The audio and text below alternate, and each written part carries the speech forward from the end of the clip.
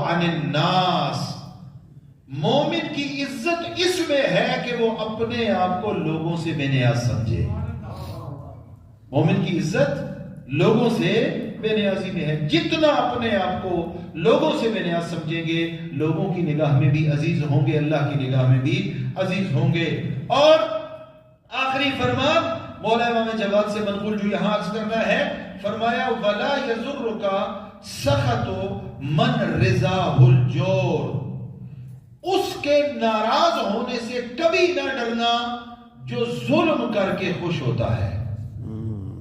توجہ فرمائیں، جو ظلم کرتا ہے اور اپنے ظلم کرنے پر راضی اور خوش ہوتا ہے، اس کی خوشنودی کے حصول کی کوشش نہ کرنا. اس لیے کہ جو مخلوق خدا پر ظلم کرتا ہے وہ اللہ کا محبوب نہیں ہو سکتا. خالق و مالک اللہ کی بارگاہ میں دعا کرتے ہیں، پالنے والے تجھے عظمت محمد و آل محمد کا واسطہ اس مجلس و محفل پہ اپنی رحمت برکت نازل فرما. خالق و مالک اللہ تجھے محمد و آل محمد کی عظمت کا واسطہ، مولا امام جواد کی عظمت کا واسطہ ہماری حاجات شرعیہ کو پورا فرما.